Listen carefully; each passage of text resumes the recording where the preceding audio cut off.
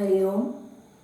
ॐ पार्थाय प्रतिबोधितां भगवता नारायणेन स्वयं व्यासेन ग्रथितां पुराणमुनिना मध्ये महाभारतम् अद्वैतामृतवर्षिणीं भगवतीम् अष्टादशाध्यायिनीम् अम्ब त्वामनुसन्दधामि भगवद्गीते भवद्वेषिणीं प्रपन्नपारिजाताय तोत्रवेत्रैकपाणये ज्ञानमुद्राय कृष्णाय गीतामृतदुहे नमः।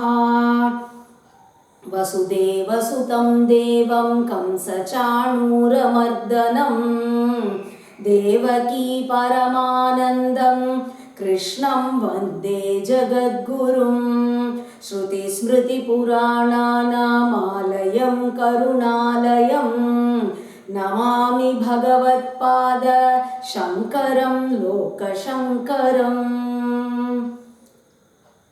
Bhagavad Gita, a conversation with God daily. Today, chapter 8, shloka number 20. Parastasmattu bhavonyo avyakto vyaktat sanatanaha yassa sarveshu bhuteshu nashyatsu na vinashyati. Yesterday it was explained that whenever Lord Brahma sleeps, the living beings, the three worlds, they get dissolved in him, and when he wakes up again, they are created. And now it is continued. Parastasmattu bhavo anyo avyaktaha. It was said that everything gets dissolved in the sleeping state of Lord Brahma, and again from that it is created, and that was called as avyakta. Now in this shloka it is said parastasmattu bhavo anyo avyaktaha. There is some other avyakta which is different from this, and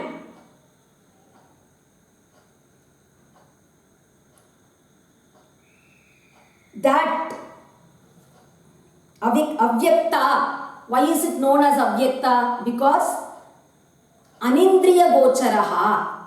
Vyaktam means that which is very clearly seen. This cannot be seen at all. It cannot be perceived by any of the senses. So it is called as avyakta. That avyakta is different from, superior to this avyakta that was explained as Hiranyagarbha, as Lord Brahma. And that avyakta is sanatanaha.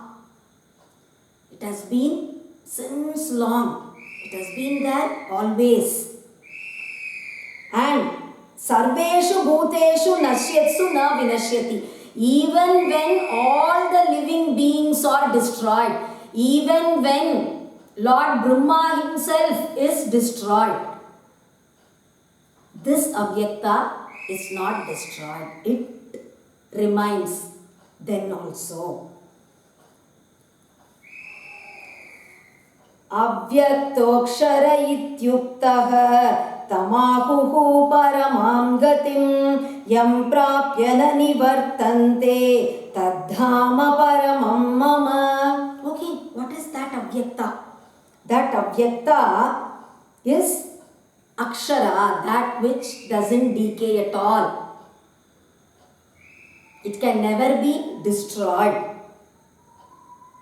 and it is known as the Paramam Gati, the ultimate abode. And after reaching that ultimate abode, that Avyakta, you never come back again to this samsara. And what is that? Tadhama Paramam Mama, my supreme abode. पुरुषस्य परः पार्थ भक्त्या लभ्यस्त्वनन्यया यस्यान्तस्थानि भूतानि येन सर्वमिदं ततं पुरुषः स परः Partha. And that supreme abode is that Brahman itself. Purushaha, Purushanna param kinchit sa kashta sa paragatihi, says the Vedas. So, that Brahman is the ultimate. There is nothing beyond that or superior to that. And it is also called as Purushaha. And how to attain him? Bhaktya labhyastu ananyaya, by devotion. You can attain him by devotion. Ananyaya bhaktya means Atma Vishayaya, Jnana Lakshanaya. Already we saw that there are 4 types of bhakti. Chaturvidha bhajante mam, said Krishna.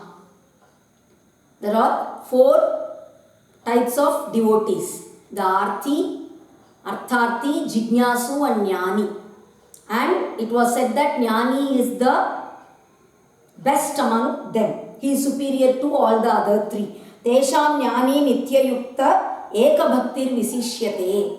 So here, by meaning Bhaktya, that Jnana Lakshanaya, that Bhakti is meant. Ananyaya, totally you are devoted to only that Brahman. No other thoughts you have, nothing else. Always focused on that Brahman. And when is that possible? Only when you attain that state of being in that Brahman itself, you becoming that Brahman itself. Only when you become a Brahmanishta, it is possible to totally 100% be absorbed in that Brahman. So, that bhakti of a Jnani, through that you can attain. Yasya antasthani bhutani, and within this Brahman, all other living beings are present. As that is, it is the cause for everything. Everything is present inside it. From it, everything is created. Yena sarvamidam tatam, and it actually pervades everything. The entire universe, everything is pervaded by the Brahman. Purushaha means Puri Shayanat Purnatvadva, one who resides inside this body, or one who is whole. He is complete in all aspects and pervades the entire universe. Gatadi Akashena iva. Space. You have space everywhere. Everywhere there is space. And there is also space inside a pot. Ghatakashaha is also there. Similarly, this Brahman is present everywhere. Inside, outside, everywhere.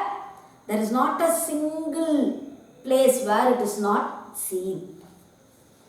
Yatra kale tvanavrittim avrittim chaiva yoginaha prayatayanti tam kalam vakshyami bharatarshava. And it was said that yam prapya na nivartante. Attaining this one does not come back to this samsara. And now in the next shlokas, the actually how one attains that thing, the time is said. When if a living being leaves this body and if he takes which path, he will not come back, and if he goes by some other path, he will come back. So that is explained here. Yatra kale tu anavrittim. By giving up his body at some particular time, that yogi does not come back. That upasaka, one who practices some sort of upasana, some devotion, or that karma yogi, everyone, these two paths are common for everyone. Prayata yanti tam, I will tell you about that time. Agnir-jyotirah shuklah shanmasa uttarayanam tatra prayata gacchanti brahma brahma vido janaha. Agnir, first fire. Jyotir, light. Ahaha, daytime. Shuklaha, the bright. Shukla Paksha, Krishna Paksha, Shukla Paksha, we have the 15 days, 15 days, the bright period, the Shukla Paksha. And Uttarayana, we have Uttarayanam, Dakshinayanam, Uttarayanam, during those 6 months. The soul that leaves the body and goes, it attains that Brahman. Those Upasakas, they attain the Brahman if they take this path. Here by saying daytime, Shukla Paksha or Uttarayana, exactly that period is not mentioned. It doesn't mean that if somebody leaves this body in the night, then he will not attain that Brahman. Somebody is a very great devotee, but finally he leaves this body in the Dakshinayana. Does it mean that he will not attain that Brahman? No, it's not that. Here, the deities of that particular time, that is meant here. Agni, Jyoti, they are the deities for time. And Ahaha means the deity for daytime, the Abhimani Devata. And Uttarayanam means the deity corresponding to that Uttarayana Kala. These deities actually escort that living being till Brahman. Once that soul leaves the body, then it is escorted by Agni, and then it is escorted by Jyoti, then it is escorted by the Devata of daytime, then it is escorted by the Devata of Shukla Paksha, then it is escorted by the Devata of Uttarayana. Like this, the soul reaches that Brahman.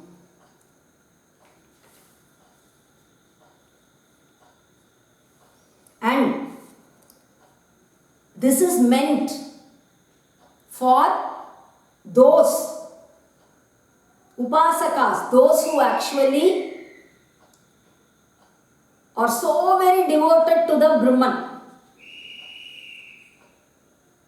but they don't attain that wisdom in this birth itself. They don't reach that stage, Aham Brahmasmi. If you reach that stage, then there is nothing as leaving this body. You attain liberation here in this body itself. Natasya prana utkramanti. The Vedas say, for such jnanis who are Jivan Muktas, who have attained wisdom here in this body itself, who have already been liberated, for them, the vital force, it does not leave the body. It just becomes one with the Brahman. So, for them there is no path as going or something from this body. This is mentioned for those yogis who leave the body, they have been great upasakas, but they have not yet attained that wisdom. When they leave we said the prana leaves through the head. When they leave the body, by this marga, this path, they reach the Brahman. And whichever deity they had worshipped, they stay in those worlds till the final pranaya. Till Brahmaloka itself is destroyed. Till the lifetime of Lord Brahma is over. Till then, they stay in those respective worlds. They are not born again. If you go by this path, you don't come back to earth. You are not born again. You stay in those worlds, and there you again worship those gods, and you attain the ultimate wisdom there. And finally, when all worlds up to Brahmaloka, they get destroyed, that soul attains liberation. It attains that supreme Brahman. So now it reaches the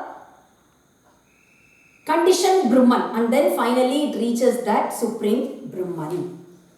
धूमो रात्रिस्तथा कृष्णः षण्मासा दक्षिणायनं तत्र चान्द्रमसं ज्योतिर्योगी प्राप्य निवर्तते.